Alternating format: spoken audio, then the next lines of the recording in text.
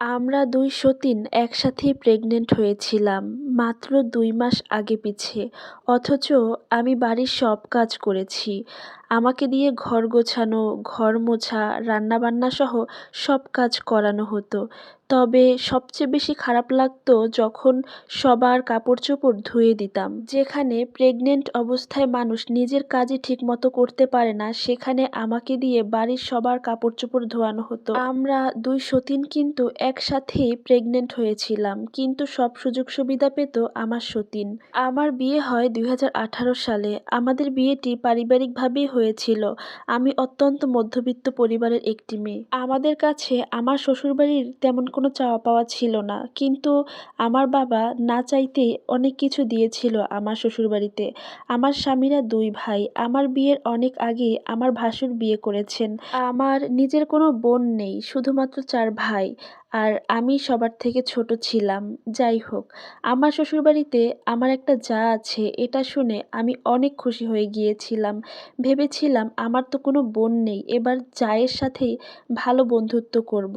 আমাদের সংসারটাকে দুজন মিলে গুছিয়ে রাখব। স্বাভাবিকভাবেই বেশিরভাগ সংসারে শুনতে পাওয়া যায়, জায়েরা নাকি একজনের সাথে অন্যজন সবসময় লেগে থাকে। তাই আমি আগে থেকেই ভেবে নিয়েছিলাম আমার জা হবে আমার বান্ধবী। অথচ সেই জা আমাদের সংসারটা শুরু করার আগেই ভেঙে দেওয়ার চেষ্টা করেছিল। বিয়ের ১-১.৫ বছর পর শুনি আমার হাজবেন্ডের নাকি আগে একটা স্ত্রী আছে, আর সেই মেয়ে হচ্ছে আমার জায়ের ছোট বোন। কথাটি শুনে আমার পরিবার আমার শ্বশুরবাড়ির লোকের সাথে কথা বলে, আর তাদের কাগজপত্র দেখে যে আমার বিয়ে হওয়ার আগেই সেই মেয়ের সাথে আমার হাজবেন্ডের বিয়ে হয়েছিল। আমার সতীনের নাকি আরেক জায়গায় বিয়ে হয়েছিল, কিন্তু সেখানে ডিভোর্স হয়ে যাওয়ার পর আমার জা নাকি আমার শাশুড়িকে অনেক রিকোয়েস্ট করেছিল আমার স্বামীর সাথে তার বোনকে বিয়ে দেওয়ার জন্য।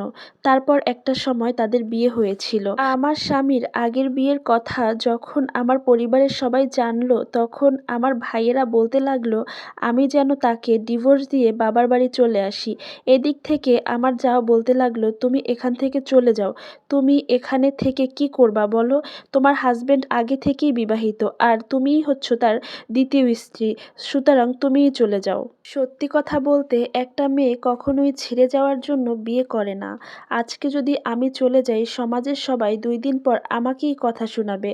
আমার স্বামীর ভুলের জন্য সবাই আমাকে ডিভোর্সি অপবাদ দিবে। এই অপবাদ নিয়ে জীবন কাটানোর চেয়ে সতীনের সংসার করে জীবন কাটানো অনেক ভালো। আমি হয়তো তখনই তাদের জীবন থেকে চলে যেতে পারতাম, কিন্তু এই ঘটনা শোনার কয়েকদিন আগে জানতে পারি আমি প্রেগনেন্ট।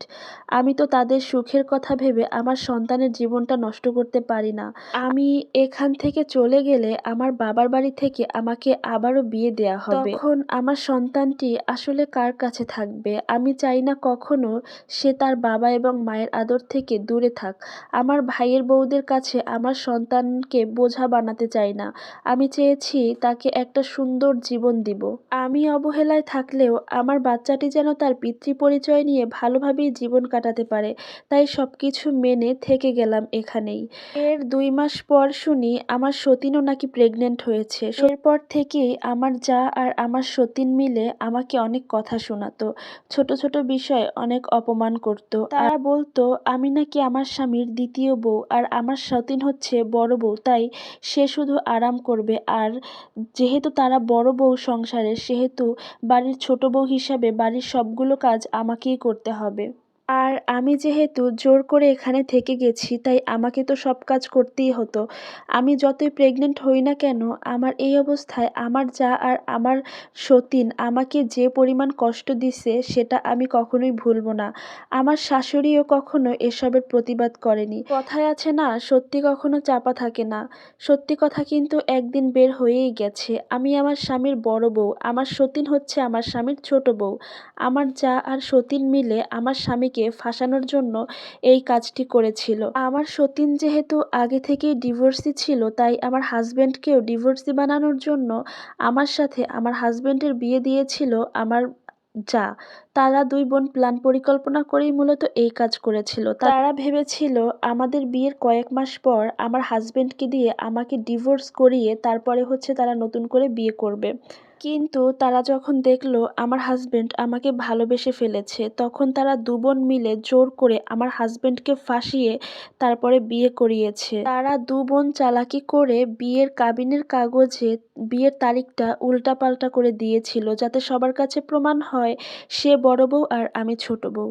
যাই হোক, এই ব্যাপারটা জানতে পেরে আমি অনেক বেশি খুশি হয়েছিলাম। কারণ ২য় বউয়ের অপবাদ নিয়ে আমার এই সংসারে বেশিদিন আর সারভাইভ করতে হয়নি। ২য় বউয়ের পরিচয়ে এই সংসারে টিকে থাকা আমার জন্য অনেক কষ্টকর ছিল। এখন আলহামদুলিল্লাহ সতীনের সংসার করছি। ভিডিওটা ভালো লাগলে অবশ্যই লাইক, কমেন্ট অ্যান্ড শেয়ার করবেন। ধন্যবাদ সবাইকে।